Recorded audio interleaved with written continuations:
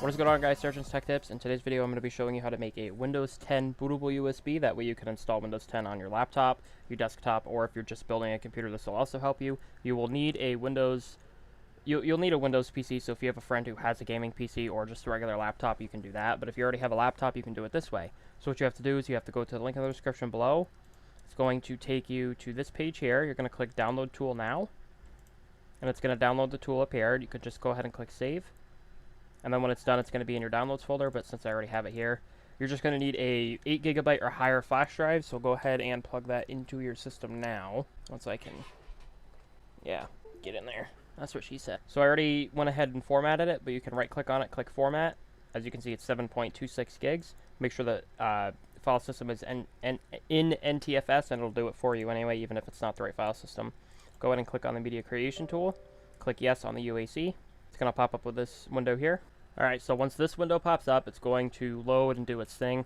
This is going to pop up here, so you can either upgrade this PC now, so if you're on Windows 7, you can do that through here, or you can go to Create Installation Media, so go ahead and click that, because this is what we're going to be making as a USB, or you can even get an ISO file to burn to a DVD. So now, my CPU is a 64-bit architecture, but the way you can check that is by going to the settings, go to About, and see right here where it says 64-bit operating system, 64-based processor. The way you can check this is in your BIOS as well, and if you don't know what a BIOS is, comment below and I can help you find out whether or not you have a 64 or 32-bit architecture. Now, if you do have a 32-bit CPU, you want to go ahead and uncheck the Use This Recommended, or it should just pop up as 32-bit if you already have a 32-bit system you were using to create this file. Just go ahead and click 32-bit here, and then it'll do it that way. But I'm going to keep 64-bit because I have a 64-bit CPU, and that's kind of what the basis is today. It's usually just 64-bit architectures, or you could do both, but I don't have a big enough USB drive to do that. So we're just going to go ahead and do USB flash drive, or you can do ISO file to burn to a DVD later. Go ahead and click Next. Here's the removable drive. Click Next.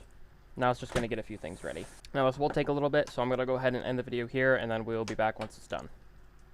I'm going to interrupt this video with a quick update. I do have, it's not necessarily my server, but I do have a server that a friend is allowing me to use for my Sergeant's Tech Tip stuff, because there are already viewers there. But as you can see, I'm on the server right now.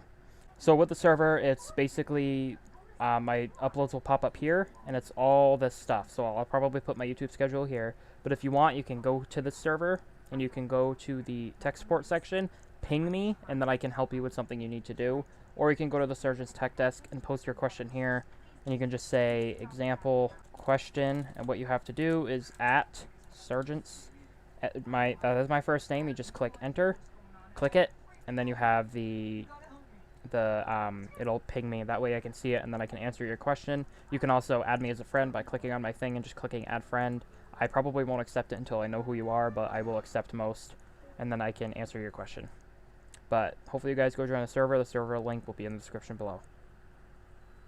Alrighty guys, so once it's done installing the ISO file, or downloading the ISO file, it's going to start creating the Windows 10 media. This is the point where you do not want to unplug the USB drive. Alrighty guys, so once your USB drive is ready, it will allow you to know this by just saying your USB flash drive is ready. And you can check this by going to, of course it has to clean up, by going to the flash drive. And as long as it shows up with a setup application, you are more than likely fine, unless there's files that are ruined or damaged or whatever.